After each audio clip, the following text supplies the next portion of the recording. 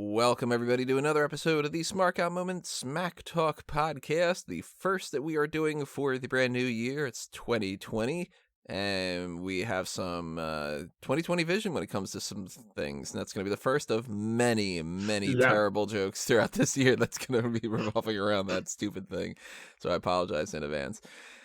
We are going to break down the future endeavors forecast, and then in another video and in another podcast on the audio platform stuff, we're going to do the one to watch for the year. So this is our usual tradition of, kind of the good and the bad and the good, and whatever we want to classify, of what's to come in 2020. So who's going to be breaking that down? Well, I am your host as always, Tony Mango, and joining me as always are my usual pals here. I've got Callum Wiggins. Yes, I'm here. And I've got Robert DeVelise. Happy New Year. And I've got a lot of things to get through in 2020, and hopefully not all of them are on the bad side of things, but we're going to do the bad first. We're going to do the future endeavors forecast. That's obviously what video you're clicked on right now, so you're not all that surprised. You might be wondering, the hell's the future endeavors forecast? If this is your first year, I'll give you a quick little breakdown here. It is essentially our predictions of who is going to leave WWE at some point in this year. Now, they could quit, they could retire, either just they're old enough and they don't want to do it anymore, or they are unfortunately suffering some kind of an injury and they're not able to perform anymore, kind of like what Daniel Bryan and Edge had done in the past. Daniel Bryan came back. Maybe Edge will come back this year. I don't know. They've got the option of just outright being fired. Some kind of an issue happens like Big Cass had before, or, there's a multitude of different reasons. And essentially, we're just going to kind of toss out our thoughts on who might exit WWE in some fashion for this year. As always, I invite you to do the same in the comments section below. So if you are on the iTunes, Stitcher, Spotify, Google Play, Google Podcasts, Anchor, whatever, TuneIn types of things out there, you can't leave a comment. So hop on over to YouTube, ring that little bell for notifications, subscribe to the YouTube channel if you haven't done it already, like the video, and drop a comment below and tell us your thoughts on our lists and on your lists. Anything else you want to talk about. So, got that all out of the way. Let's just dive into this with a name that I have had on my list for, 5 years now or something like that. The Clones. Primo and Epico. Every year I feel like it's got to be, it has to be this year. And it continues not to be.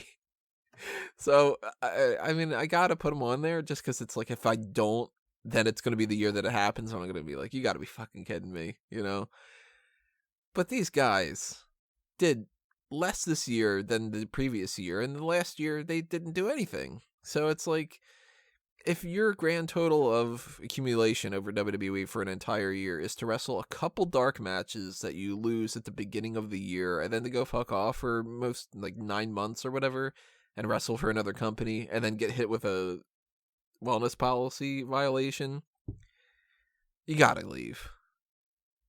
Do you guys think it's happening this year, or is it going to be another thing where they just stretch it out and we're going to be heading into 2021 going, my God, the Colones are still here? I think with the recent controversy of the wellness violation and Primo actually speaking out against it, I think there's a good chance that maybe this is finally the year. Yeah, I'd imagine it's probably going to be the end of the line, especially because I believe Primo's contract is up in 2020.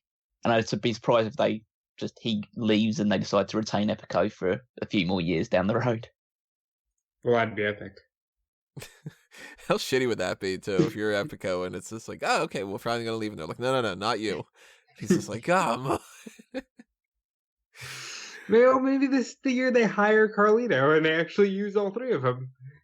That should have happened so long ago. It's so ridiculous that they didn't do that.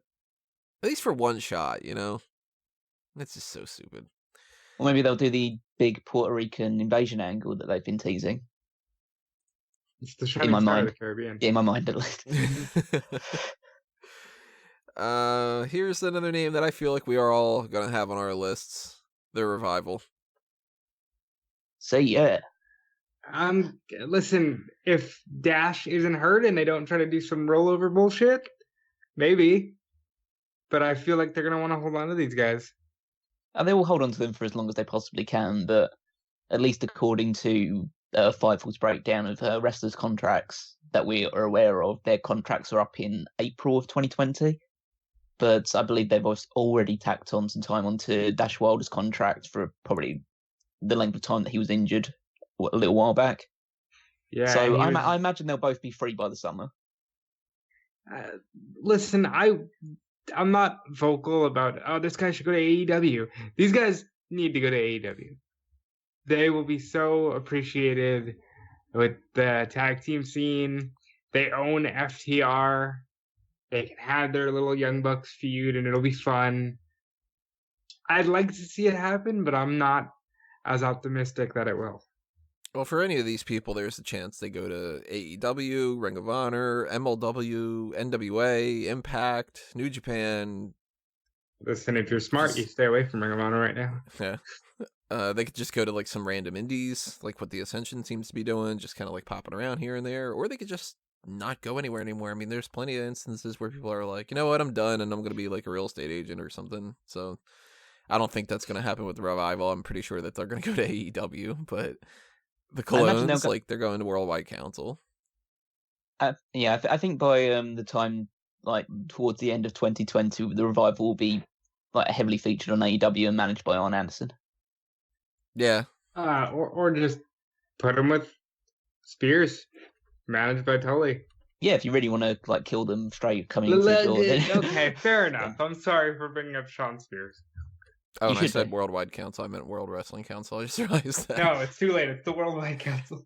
The Worldwide Wrestling Federation Council. They're going to go there. Yeah, I totally see the Arn Anderson thing happening, and I really hope that these guys don't pick some lame names. I don't want, I forget how I referred to it on my New Year's resolution posts. It's something like, please don't call yourself like Gert Anderson and Terwilliger Jones or something like that, because it's like, I don't like these, like, well, we want to be all Southern wrestling, so we're going to make ourselves look like friggin' idiots, you know? And I don't like the FTR thing. I want them to get like a good name. Well, Wilder's name is Daniel Wheeler. I can see him just going by Dan Wheeler, and apparently Dawson's real name is David Harwood, so Dave Harwood and Dan Wheeler, that's fine. Still sounds a little bland to me. It's kind of like, Scott Dawson doesn't? Well, Scott Dawson does too, but it's got a little bit more flair than David Hardwood. It's not even Hardwood, it's Harwood, isn't it? No, it's not Lance Hardwood, architect. Yeah. Around April, maybe a little bit later, Revival's gone for sure. I feel like another duo that's guaranteed to leave is Grand Metalik and Kalisto. They tweeted out however many months ago, we got 10 months left, and Grand Metalik way before that, I think like almost a year before that, had tweeted out, where do you guys think I should go when I leave WWE? Which was just like, okay. He's talking about, do I go to AAA? Do I go to CMLL? Do I go here? Do I go there? So he clearly has been waiting for this for a long while. And I guess that's because he thought that he should have won the Cruiserweight Classic, and that he hasn't done anything since then. Because, man, he hasn't accomplished jack shit. And Kalisto has. You know, he's got a pretty decent run. Like, he's the first guy that they really tried to make the new Rey Mysterio since Sin Cara. But I guess he's not really all in that anymore. And I don't put Lince Dorado in here because, as far as I'm aware, he hasn't really like said anything about that. And he might just be kind of like, hey, I don't want to air my dirty laundry kind of thing. He might want to leave too, but if Grand Metalik and Kalisto want to leave, if I'm Lince Dorado, I'm thinking to myself, they just got rid of Sin Cara. They'll get rid of Metalik. They'll get rid of Kalisto. Rey Mysterio is going to be the only other masked person on there. I'm going to fucking stay. Because WWE is going to want to keep me. And they're probably going to pay me a shit ton of money. Maybe even push you.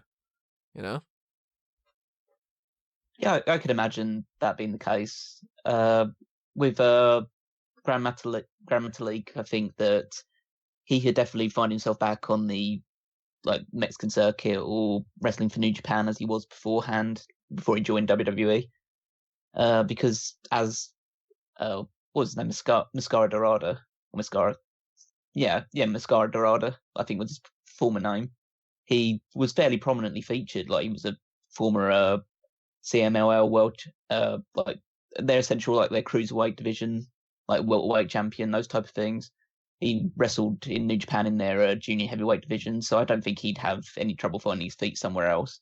And he's only 31, so he's definitely got a lot of years ahead of him. And may end up coming back to WWE later down the road if he decides to go more towards a heavyweight like outlook going forward.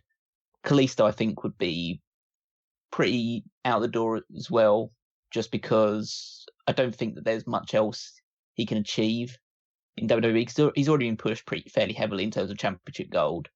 And if he's just bored or he doesn't feel like he's going to get any more like featured than he already is, then yeah, we'll head out, and that leaves Lince Dorado with a bit more freedom to, you know, potentially progress, even though I would more likely see him just being a jobber for the next like year or so until he either gets released or does something else with his career. Same, dog. You know, bark, I agree. I think Kalisto will do fine. Samurai Del Sol was a pretty big name on the indies. He can go back to Evolve. He can go AEW. He might fare well in Ring of Honor. Might be one of the few. I think he'll be okay. I'm going to toss out a name that you guys might not be thinking of because he hasn't even been on NXT TV yet. But Riddick Moss, who changed his Twitter bio recently to independent contractor signed exclusively by WWE, FA class of 2020, believed to mean free agent class of 2020. Huh. Wow, I didn't know about that. So, Riddick Moss and Dorian Mack, good old Dan Matha, the Outliers, you know. I think they can be a great tag team if they get used for the Dusty Tag Team Classic. Maybe this changes, but maybe Riddick Moss is ready to go. For context for the whole Dusty Rhodes thing, everybody, I don't know when I'm going to actually post these videos, but we're recording them in advance on the 28th of December, so we don't know yet who is going to be in the Dusty Rhodes Tag Team Classic. That's going to be revealed on January 1st. So they might or might not. I mean, they're on my list of like potentials. If they do 16, they got to be on there. If they do 8, maybe not so much. But wow, Riddick Moss, I wouldn't have thought that would have been the case. He seemed like he was a pretty hardcore NXT guy to me. A lot of people have faith in him to be good, but maybe he's getting tired of sitting on the sidelines, because I remember, if you remember Seth's ex-girlfriend, Zara Shriver, I remember her talking up the potential of Riddick Moss, and this is like back in the day where Liv Morgan hadn't even hit NXT TV yet, so he's been there a while. Yeah, I mean, fair enough, though, for WWE. He has been injured for a while. So some people take their time and, you know, like Angelo Dawkins, he should have left a long time ago if he would have been like, fuck this. But he made his way up to the main roster, and I think Riddick Moss, I don't know if he's got a whole huge, bright future where he's like main eventing WrestleMania and all that, but I don't know, maybe he just kind of wants to double down on himself somewhere else or something. Maybe. And it's not like you couldn't replace him, too. That's the other thing. If you wanted to keep the Outliers going and you just didn't have Riddick Moss, put Tony Nese in there, you know? I could do that. I don't want to see Tony Nese in WWE. Oh, he's already there. Got to use him somehow. Put him in a tag team? It's a good way to use him. What do you guys think about the Hardy Boys? I would probably put more money on Matt leaving than Jeff, just because Matt strikes me as someone who I guess would preferably want to be pushed in WWE, but if he's not going to be pushed in WWE or utilize that well, he'll head somewhere else and carve his own niche. Whereas Jeff is probably the more likely one to be used. He's had time added on due to how long he's been injured, and even if he has been getting involved in a lot of controversial actions outside of the ring, WWE don't seem to be doing anything about it. So they're probably keen on keeping both of them, but if one of them was to go, I'd probably say Matt Hardy's the more likely one. Yeah, he's having a lot of fun with the free the delete videos. He might want to go and explore his broken brilliance. let's say, in other promotions. Maybe even he feels like he can be the saving grace of Ring of Honor, which I wouldn't advise, but you never know. I could see him wanting to leave to go to there or MLW or maybe NWA and do his delete gimmick because he just Oh wants my to do it god. anymore. I can see the NWA taking on the delete gimmick. Mm. And Jeff, I mean, Jeff's whole situation's cloudy because you don't know what his whole legal situation's up to and tacking time on for his injury because he's not going to leave at the same time as Matt unless they just work out a deal. But they could just like go, okay, well then wait another 8 months and then you can leave or something stupid like that. But man, I want the Hardy Boys to fucking stay, and I really hope that they get everything sorted out. They stick to the main roster. They have their tag team matches that we've wanted to see because we still didn't get to see a lot of those. Like we still didn't get the Usos versus the Hardy Boys in a ladder match or something, you know? Yeah. So it's like just fucking stick around, and if you want to make sure that Matt Hardy's like happy with something, give him something to play around with. You know, make him a backstage producer for certain things, or give him a couple little feuds here and there. It's not going to hurt to give him a little feud. It takes up a couple minutes of your time, and if he does all the work for it, your writers don't want to do their jobs anyway. So just go, okay, Matt, you do this, and you do your job for us, and we'll see how it works and stuff. And take up 5 minutes of a fucking week on Raw. You know, not going to be a big deal. Sometimes WWE seems like it's just like stubborn. It's just the little kid that has access to 100 toys, and the only ones he wants to play with are the ones that other people want to play with at the same time, you know? Oh, yeah. Just, no, I'm playing with that one. Fine, I'll play with this one. No, I'm playing with that one. It's like, come on, knock it off. Your mom's going to get called. I feel like Mike and Maria Kanellis are guaranteed. I know they just signed this whole new contract thing, but, I mean, Mike was just like, yeah, I want to be here for another 5 years, then signs his name and then goes, I don't want to be here anymore. And it's like, okay, well, at some point, the fact that he's doing these motivational speaking things and Maria is dealing with her whole pregnancy and all that, they're not doing anything for WWE. And I got a feeling that however long it takes, whether it's like April and they start releasing people, or if it's like mid-June and they're sick and tired of waiting an entire year, half a year for something to happen, they're going to get to the point where they go, you know what, then fuck it. Let's just let them go. Especially the more that AEW sticks in this kind of range where they're not beating WWE or like outright destroying them or anything like that, the more confidence WWE will get, and then they'll go, oh, fine, fuck it. Go to AEW. We don't care. You're not going to budge the needle. Now, Fightful's contract resources say that Maria and Mike are signed through spring of 2024, but I can't imagine them mandating, nope, you're sticking around. Fuck you. We're going to pay you to do nothing for 5 years. Come on. It's not a bad deal if you got a kid, though. I would be surprised. Again, it's like out of the two of them, you're probably more likely to keep hold of Maria, just as I guess she does have an element of personality about her, and you could use her in other roles. Whereas Mike is only a wrestler. He's a good wrestler, but he's definitely not going to be moving the needle, especially after you killed any momentum he ever had, pretty much stone dead as soon as he arrived. But yeah, he could. I imagine he may not even go to AEW. Would more like stick around with Ring of Honor to be with, or reform the Kingdom with Matt Taven or something like that. I could see that. Yeah, I actually think more so Ring of Honor than AEW. And he wouldn't shock me at all if he went to MLW. No, or NWA or something like that. I just don't feel like Mike Kanellis is a big enough name at this point in time to go to AEW and like really matter that much. Especially I love all the MLW talk on this show, by the way. Especially since there's this thing going around now. I don't know how much validity it has behind it, but that Tony Khan might be like, I don't really want to pay all these people that much money anymore. And, you know, I don't think he's going to be like, hey, Mike Kanellis, I'm going to give you $1 million a year or something like that. Like, I kind of think that Mike Kanellis is on the lower end of the spectrum and he missed his opportunity. Yeah, he needs to be needs to rebuild his credibility in some other promotion again if he ever wants to be prominently pushed in one of the bigger promotions. So I have a couple names that I feel like they're not guarantees, but they're people that I'm just kind of feeling a little bit of a twinge of about. But before I mention them, do you guys feel like there's any that are set for sure, just certain to leave in some fashion? I think in this era of WWE, it's very, very hard to nail someone down. If you're under contract, you're basically locked in for the most part.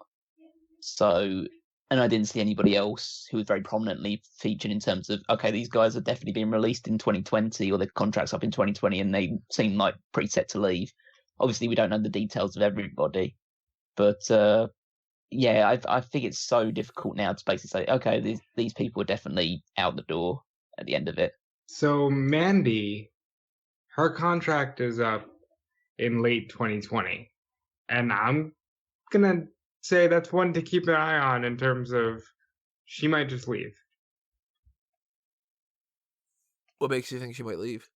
I mean, she's okay at wrestling, but she's kind of more of a throwback to the model type, and maybe she feels like she can go and do just that and make more money. Rusev and Lana, I feel there's a chance. Lana signed a 5-year deal. She's through 2024. Yeah, I don't think Lana's going anywhere. Rusev, potentially. That's why I think it's interesting that they let them actually sign divorce papers and get divorced in character. That's like a backup in case they keep Lana and not Rusev? Yep. So Lana can move on to manage another person down the line and it doesn't really affect them, and then they'll just be a couple, but with one of them in WWE and one of them in AEW, like Moxley and Renee Young. I still kind of feel like at some point Lana would just leave anyway, and maybe these people don't realize that when they're signing the contracts that they can't just say, well, never mind, and they'll try to fight that whole idea, but I feel like she really wants to act and she really wants to model, and if Rusev leaves, then it's going to be like, well, now she's not there with her husband, and now it's that's more stress, and I feel like it's like this is what Lana wants to do. She just wants to be a TV star. A TV star. So, and she gets to do that with WWE because she was, I don't want to say a failed actress, but she wasn't exactly making any inroads in the acting career or modeling side of things. So she comes to WWE, it's the biggest gig she's ever had. And now she's more prominent than she'll probably ever be if she goes back into acting. And yeah, so I feel like she'll just stick around, stay out the rest of the contract unless Rusev goes to AEW, becomes a really big star, and then she'll probably try and get out so she can join him and be his manager there. But other than that, I just feel like I think they seem like they might be able to work well enough with one of them being on one company and one of them being on the other one. On that same kind of token, Cedric Alexander, I think, is a chance. Big Swole's in AEW now. Seems like Alexander's not getting a push. Kind of seems a little bit frustrated. That will have to be an instance of him requesting his release. They won't obviously won't just let him go for no reason. So he'd have to do what pretty much everyone else has done, which has gotten their release recently, which is just go on Twitter publicly say that you've done it and hope that in a few months' time they decide to relent and let you go. Yeah, I don't see it happening because Paul Heyman likes him, and I think he likes working with Heyman. But you never know. It always does mean something when your wife is in another company. I feel like EC3 is a good chance to leave. Please. And I honestly think that he'll go to NWA. Yeah. I don't think he's AEW bound, at least directly anyway. I think NWA, and then if not that, Impact, since he's familiar with a lot of that. I think that suits his wrestling style more. Maybe MLW or AEW or Ring of Honor or something, but I'm very much more leaning towards NWA for some reason.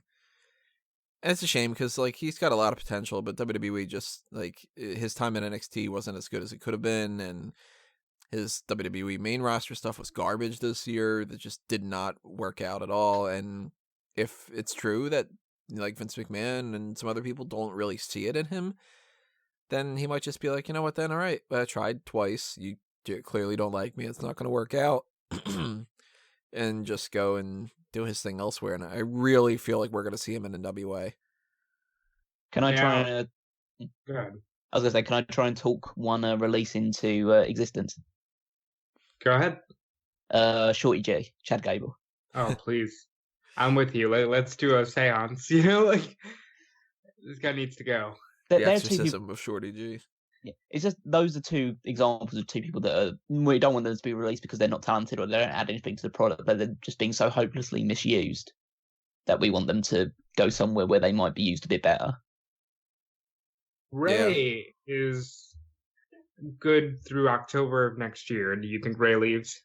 Nah, I think Ray's staying here for good. I mean, I don't really know for certain because I'm pretty sure there would be many people that would be willing to offer Rey Mysterio a good chunk of money to wrestle for them, like in his later years. But I probably would think that WWE is one of those people as well, and so they'll probably chuck enough money at him to keep him around for the very best of his remaining years. Plus, Dominic. That's true, Dominic. That's a big factor because I think AEW would throw a shit ton of money at Rey Mysterio. He did All In. Jericho's there. Cody really appreciates the work that he did with him. I think they would throw a lot of money at Ray. I think if they do that, WWE will respond with, we'll give your kid a contract with NXT, and we'll give you more money. We're going to start working towards your Hall of Fame induction. And then that'll be enough for it to be like, all right, I'm just going to stay, you know? That's very possible. Merchandise, too, is another thing that goes along with that. And no matter what, being in WWE does get more eyes on you than AEW. So I think Ray's here. All I'd say is that with the amount of work that he's put in since he's come back, he deserves whatever big contract is next coming to him. Yeah. So whoever it is with WWE or AEW or wherever, he'll get paid a lot more, and he deserves it for the past year of work that he's put in. Yeah, Ray's done a great job. I've been down on Ray in the past, but he's been doing really good stuff lately. So really overturned his 2013-2014 run. Yeah. I am keeping my eye on Gentleman Jack Gallagher. I think that he wants to go do MMA again. And the fact that they keep switching him back and forth between heel and face, and they keep making every single one of those changes be, oh, I keep losing, and now I'm frustrated, and I'm going to change things around and keep losing, and now I'm frustrated, and I'm going to change things around and keep losing. I feel like he's checked out, and he's just kind of like, you know what, fuck it, I want to do MMA, just let me go. Yeah, that's a possibility. It's either that or when 205 Live eventually gets cut. I don't know whether we can count 205 Live as among the future endeavored. But 205 Live's going this year. Yeah. Oh yeah. And it'll either be that or he'll revert back to NXT UK and at least be able to hopefully get a bit more of a push on that platform as opposed to what he's been doing on 205 Live, which is basically nothing. I'm trying to think of some ones. Do you think this is finally the year that Tamina heads out the door? If anybody gets released as far as like retiring, she might. Yeah, I feel like there's only so much longer. I almost feel like they probably signed her to a long deal a couple of years ago and they're just counting down now. But also with the amount of she's totally Hall of Fame. Oh, she is that 5 or so minute long 24/7 champion. Yeah, she can go in alongside her father. Yeah. The Snooker family, those idols of wrestling. Oh yeah. Jimmy, Tamina, and Sim. Good old cameraman Simpson. I'm trying to. You go ahead. Is this the last year we have Big Show? No, next year. I kind of think next year too. Yeah, I still think he's going. Well, no, he's good through spring of 2021, so next year for sure. I feel like this is going to be the year he comes back and does his retirement reign and retirement run, I should say, and then hangs it up in 2021. What do you mean? He's got that awesome Netflix show coming out. Yeah, exactly. He's got to spend a year promoting. Yeah, Uh, I don't have any other names on my list, I don't think. What about the Brian Kendrick? Nah, I think he's sticking around and being a trainer in NXT. Well, I meant that in terms just his contract going from being a wrestler to being just a complete trainer or an agent or producer. Nah, even Should be then, I think that he'll pop up and do a match here and there. maybe. I tend to there tends to be at least a couple of people that are just released from the like developmental system who nobody Yeah. knows anything. So I'm just gonna randomly pick uh what was it? Brendan Zink. Brendan Not Vink. Zink, but Brendan Vink, yeah. I'm gonna pick him as the one that gets released. Just as a like so I can stroke my own ego if it does happen. I'll go with Rocky. You know what? Fuck it. Either he hits TV or Nico Gorelli goes bye-bye. Let's see. Not seeing a whole lot going on for a lot of these names. Like, I mean, it's been a while since Jeet Rama did anything. It's like, you know, maybe they'll just kind of cut bait with him, or Daniel Vado, or The thing is, the house shows, guys. yeah, it's tough to tell because it's like I have fucking idea who Markos Gomez is. And he could be great on the house shows and somebody that they're like, well, you know, we take a little bit of time and you'll work your way up to the main NXT roster. Or he could be the type of guy that all he does is get his ass cooked for beaten for 2 seconds, and then they're like, all right, you did your job, you know. Or Tahuti Miles. I have no idea who Tahuti Miles is. So, I don't know. Oh, Apollo Crews. I have him on my names as potential, just like might be out of the blue, might just leave. Yeah, that's a potential. I kind of put Drew Gulak in the same boat as that. I'm hoping that Gulak sticks around and he becomes a trainer. Shelton Benjamin, too, for that matter. Yeah, I mean, I hope for all these people that they get more prominently featured and they get to do something. It just feels like they're not going to be utilized and they still have some good years as actual active wrestlers before they need to go into training or anything like that. So I could imagine like Drew Gulak and Apollo Crews in particular, because they do have quite a few years left in the tank, that they could decide, yeah, maybe I'll sit this one out, or they don't strike me as the kind of people that would like request their release. There'd be more people just would sit out what the current contract is, do what they're told to do, and then when they're out, just not sign and then go somewhere else for a few years before coming back in a more either trainer or producer capacity. I think that's my list. You guys have any others? Mickey James, do we know anything about her contract status? No idea. I imagine she would also stay on as kind of a trainer or an agent going forward. Fair enough. Hall of Fame. Yeah, she'll get the too. Hall of Fame, yeah. The only other ones that I'm kind of considering is maybe something to do with Byron Saxton. Because there must be some reason why he's been. I think Todd Phillips just going away for a little bit is not going to be. Eventually, he'll take on what Michael Colt's role. I'm pretty sure, but with Byron Saxton, it just feels like he may just be just milling around until he decides to leave or his contract expires. It's very possible. Yeah, I can't really think of anybody else.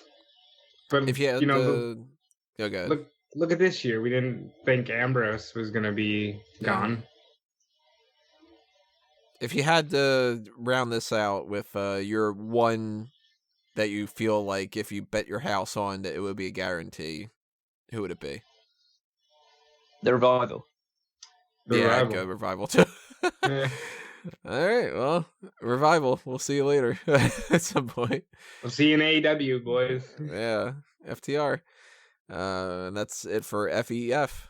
Future Endeavors Forecast. I like it when we have a year where we don't feel like there's like 1,000 people leaving, because that's a good sign.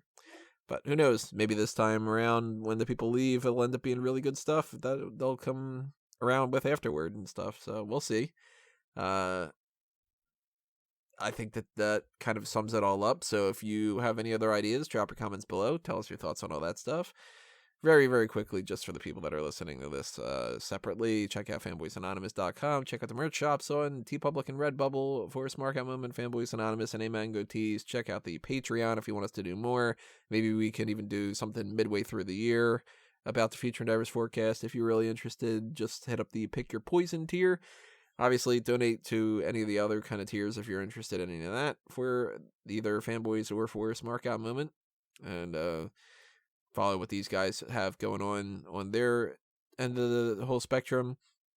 I'll start it off. You can follow me on Twitter and Instagram at DudeFelice. You can check out everything I'm doing at WrestleZone.com and Fightful.com and check out them for your weekly news. And you can still check out 2001 A Wrestling Odyssey, even though we just wrapped that up. And to tell you more about that, here's Callum. Yeah, so 2001 Wrestling Odyssey, the last real chance to plug it.